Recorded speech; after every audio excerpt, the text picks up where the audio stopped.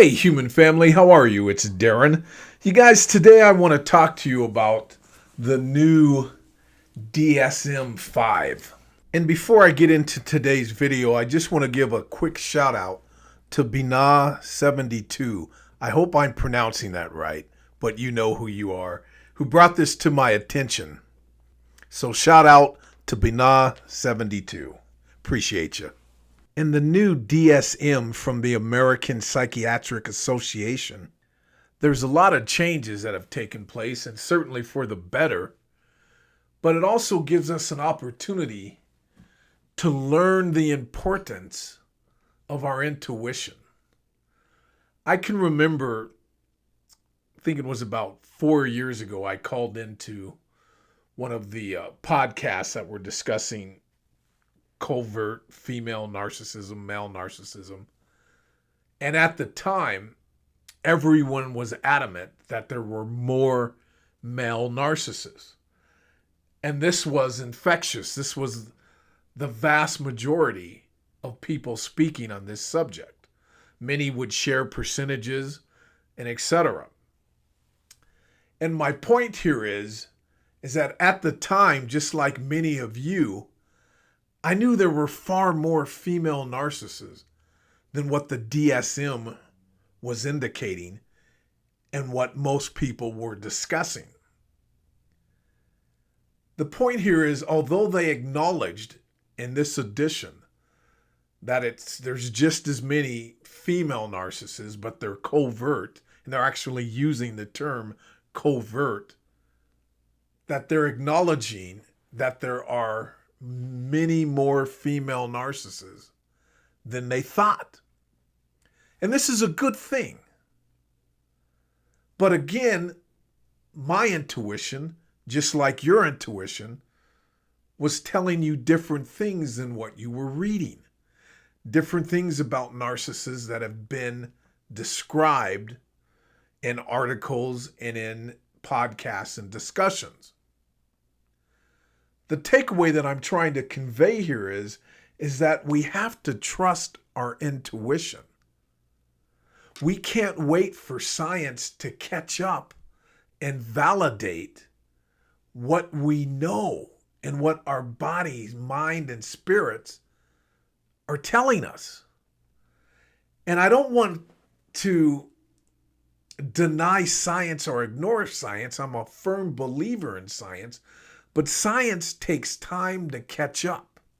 And I firmly believe that most of us will be dead and gone by the time the world of psychology really gets this narcissism thing down and where they really understand it. Because it's so much more than what they talk about. We've all seen the physical features, or most of us, I'm assuming, have seen the physical features change in a narcissist. Their eyes change colors. Their face, their shape shifting. They become different people right before our eyes. The way that they can contort their faces to look like a demon.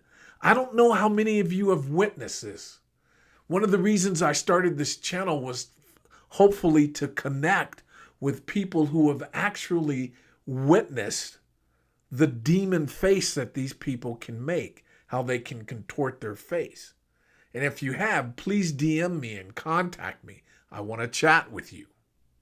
But even if you haven't seen that kind of shift in their physical features, I'm sure you've seen the eyes change, the energy, like that person disappeared and there's someone there. Someone else there, rather. A dark energy, a demonic energy. And the world of psychology has done a good job in waking us up that there's something wrong with the people that we've been around or the person we were in a relationship with. And this is a good thing. And they do an awesome job of helping us get clarity on that. But it's not the cure-all. We have to learn to live as victims of narcissistic abuse with some elements in us, some emotional deficits that may never change. Therefore, we need the inspiration, the motivation to get out and live with the emotional damage that has occurred to us. It is highly unlikely that if you were raised by a narcissist parent and been in a relationship with a narcissist, it is highly unlikely you will ever be 100% healed and for whatever it means to be normal, assuming that normal is to never have been damaged by a narcissist. It is highly unlikely you will get to that stage. But what is possible is to be fully alive, being the person that you are, learning to live and maneuver with the things that trigger you and the pain. We will never be hurt free. Just to think as a human being, 90% of the time when you're being self-reflective, it's looking at pain. And pain that will never go away. And this is where I disagree with psychology.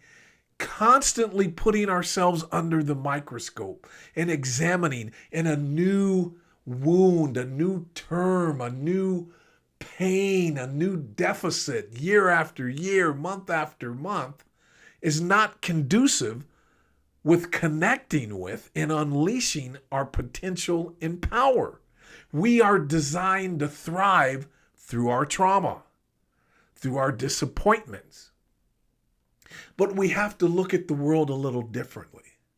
And one of the ways that we do that is not to be 100% reliant on psychology or the medical industry. I remember a life-changing thing that happened to me, a life-changing experience. It was when I lived in Minnesota, and I was becoming kind of paranoid on having illnesses. My back was always going out. I had gained a lot of weight, and I became, a hypochondriac. I really did. And at the time, I had such a good doctor, Dr. Buck in Minneapolis. Dr. Buck, if you're hearing this, God bless you. You were an awesome doctor. And I've compared all my doctors since. I've always looked for a Dr. Buck and never found one. But he was a brilliant guy, and I'd go there when I'd catch a cold or, wondering about this or that. I was totally a hypochondriac and just completely obsessed with my health. And I remember one day he told me, he said, Darren, the medical field is the medical practice. It is not the medical experts. It is not the medical guaranteed. We are practicing every time we touch you. What we are really good at is mending broken bones and severe injuries and helping people who have had catastrophic physical external injuries. So much of the human body we don't really understand. And you are being way too reliant on me and other medical practitioners for your health. I suggest preventative methods become your number one focus. And at the time I had a hernia. And he told me this. He said, Darren, just remember this. Painters like to paint. Writers like to write. Dancers like to dance. And surgeons like to cut. Before you let anyone cut on you and put your physical body at risk and maybe even your life, you really want to ponder what's going on and think about it clearly and not rush into it. And it was very true. I still haven't had a hernia operation. And I've lifted weights, done taekwondo, wrestled, done everything you can possibly imagine physically with a hernia that they said needed immediate surgery. I opted not to do it. I have friends who have had hernia surgeries that are still dealing with it. Now, I'm not advocating not ever having surgery and winging it. You have to come to your own conclusions. My point here is that psychology is much like the medical field, even more so in practice. They know so very little about narcissism that most of you, from listening to podcasts and diving into this world of narcissism and understanding this dark, demonic, spiritual problem with people, you probably know just as much. They're catching up with us. So here's my point. If you look at the current life expectancy in the United States right now, it's only 77 years. Now think of this. Harriet Tubman lived between, they assessed she was either 88 or 93. Sonia Joyer Truth lived to be 90. W.B. Du Bois lived to be 95. Thomas Jefferson lived to be 83. Frederick Douglass was 77. Mark Twain was 74. Winston Churchill, who was obese, lived to be 90. Benjamin Franklin, 84. Ralph Waldo Emerson, 78.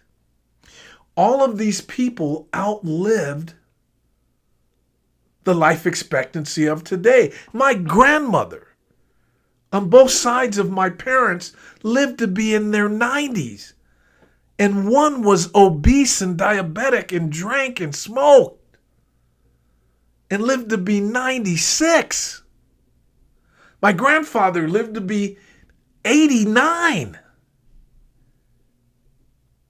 And most of these people that I just mentioned, I mean, not most, all of them didn't have the technology and the medical resources that we all have today.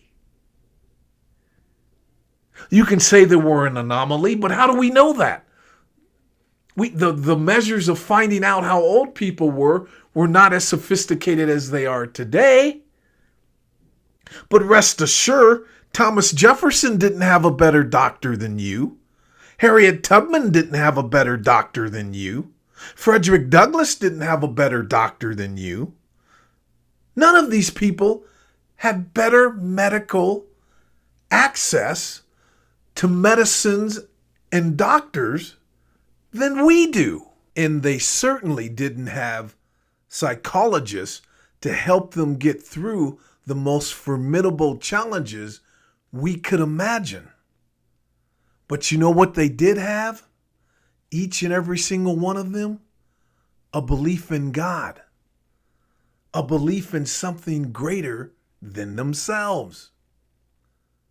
We really need to take a look at both the spiritual and psychological dynamics and all of those moving parts that exist in a narcissist.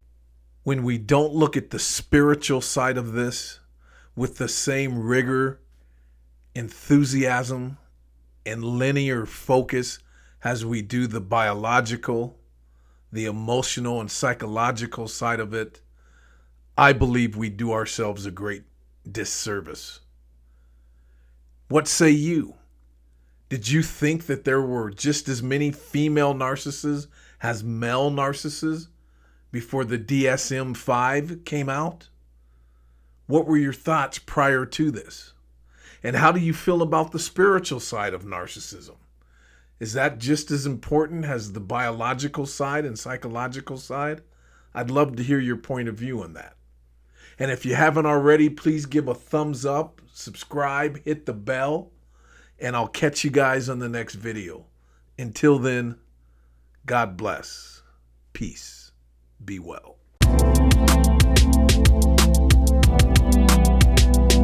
No tears, no fears. Fully alive again after 6 years.